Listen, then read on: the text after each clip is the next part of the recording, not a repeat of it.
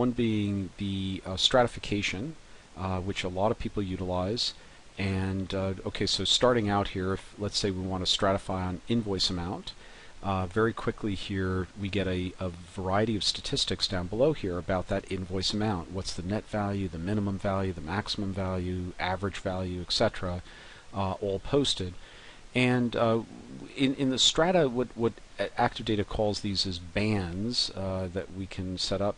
We could use a fixed number of bands is one option. We could auto increment. I could, let's say, create 10, like I just created 10 of them, just sort of automatically by saying create n equal size bands based on actual data range. So it kind of, took the total data range and divided by 10. So we'll just do that just in the interest of time, but you're welcome to kind of change these as you'd like. Hit the stratify button, and it stratifies your data. Now, as you see here, it is there's quite a bit, showing up here in the items, let's say that are at band number 7, 0 to 41,000. So I'm going to attempt trying to insert a row there, and instead of making it 41,000, maybe make this 5,000. And going down to the next one, and then maybe making this 20,000, and then down in this next one I just need to change this, I believe, to 20,000, and then stratify again. And it's pretty easy to, as you can see here, to kind of change the stratification and maybe make it a little better. And I was hoping to find a little more in there, but as you notice, a lot of it's between 0 and 5,000. Okay. Let me just, hopefully you can see everything here. One of the things that you could finish at this point, I have my stratification, which is showing me how many items and the total value in each band. Shows you a few other things off to the right here which might be useful to you. And what we can also do is we could stratify by group, which is quite interesting.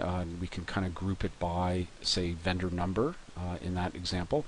But I just want to kind of say, let me select the show sample column, and that's just a show sample column. That will add a column here called sample size. So for each band, what I can do is I can add a particular sample size for each one. So let's say in the items where I had $0 to $5,000, we want to maybe pick 10 items. And then from the ones that are, I think it was 5,000 to 20,000 over here, we have about, oh gosh, I can't even count here. Bear with me. We had 117 items. I'll pick maybe 10 of those because they were kind of interesting. 26 items. I'll pick 5 of those. 5 items. Let me pick all 5 of those. 1 item. Let me pick all 1 of those. And now I pretty much have every, oh wait, here's this one exception, this real big payment over here. Let's pick that one as well.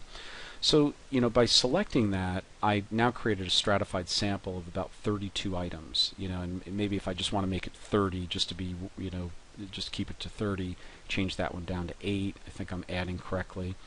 And at this point, what I can do, and my screen is not allowing me to show this, but just at the bottom here, and sorry my screen is not showing it, is there's a button called sample, and I just need to kind of click on that sample button, and what it will do is bring over that stratified sample to a new sheet. So let me hit the cancel button.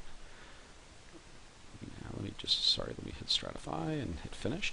And so what we have is then a sample that is stratified based on those strata that I just gave. So now it's a 30-unit sample that's based on this stratification, which I also save for purposes of the sample, so that we can use this later as well. So it really provides quite a bit in one place.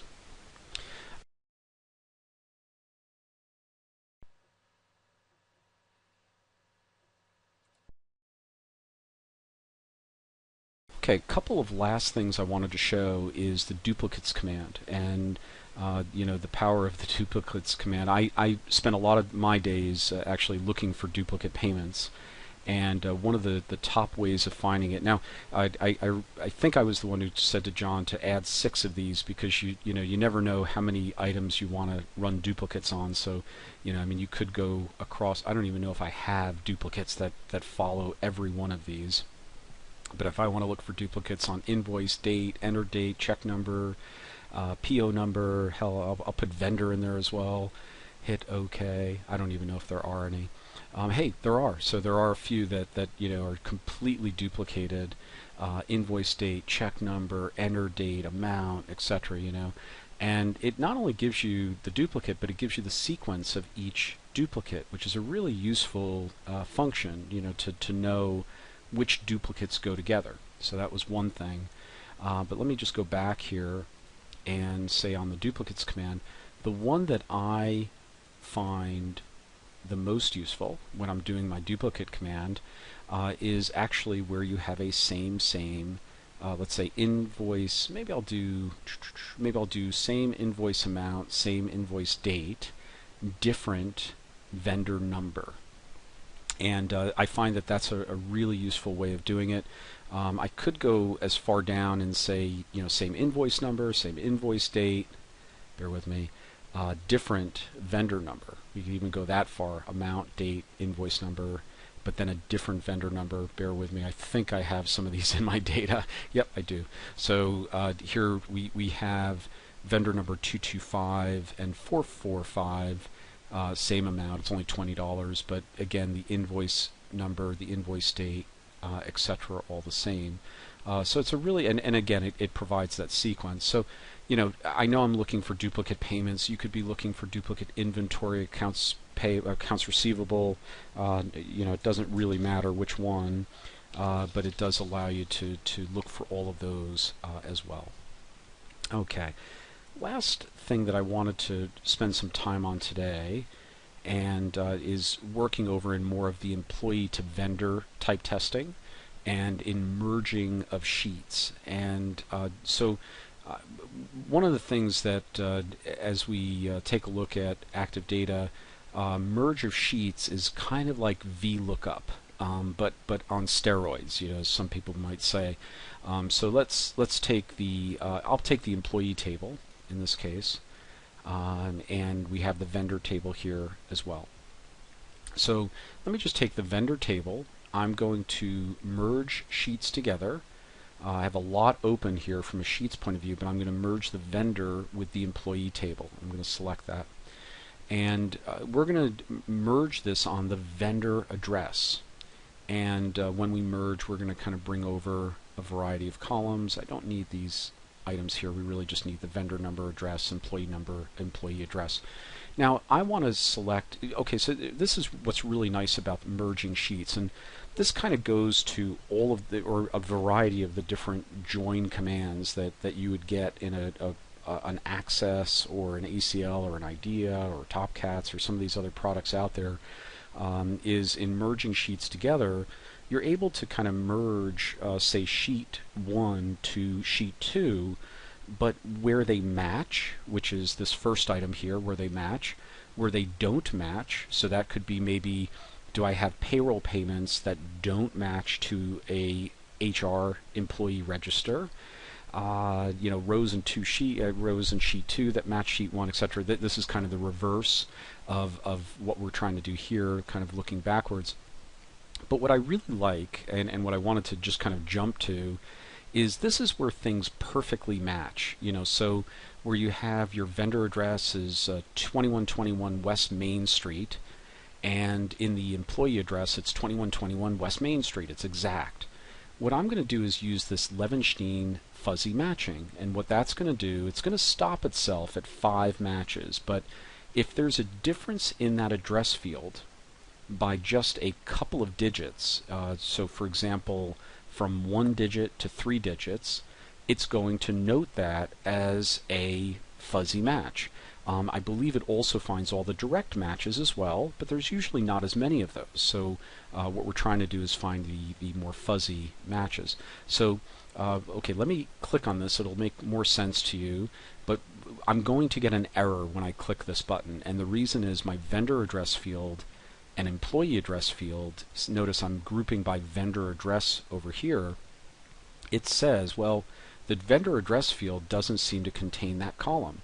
So you just have to select employee address in this case to say, okay, let me just match those two up and hit the finish button. And okay, so in every case here, there were differences. It wasn't a situation where there was perfect matching. But in this particular case, we have one item off. I did this one on purpose, where it's Pine Island and Pone Island, just to be a little bit different. So we kind of show the Pone versus Pine, and that's a difference in Levenstein of 1 digit. Vivian Road RD versus OAD, that's a difference of 2.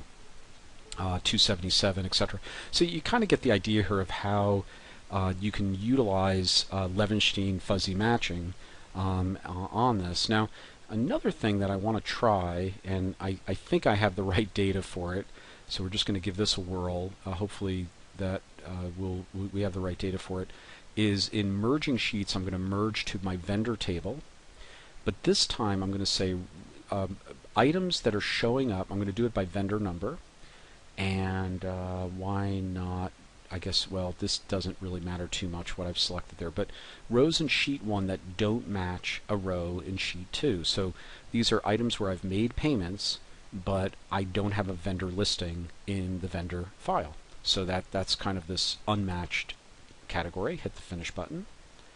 Oh, I do. So I do have a few here. I thought I did.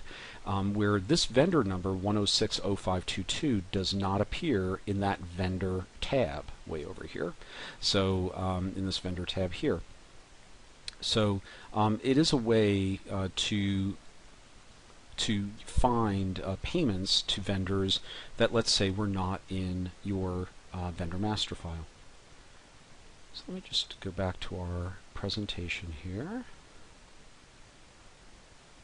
Just want to, as we kind of start concluding for today and just have some final points to note, is your company working with terrorists? This is one of the spreadsheets out there, and we can send this to you, but my spreadsheet's a little bit dated. I have the OFAC list that you can get from the Department of Treasury, and it has all of these address fields. Now, one of the things that I've done, and just to kind of combine a lot of what we talked about today, is just by taking this address field, I created this address converted field over here. So let's just kind of copy that field over here.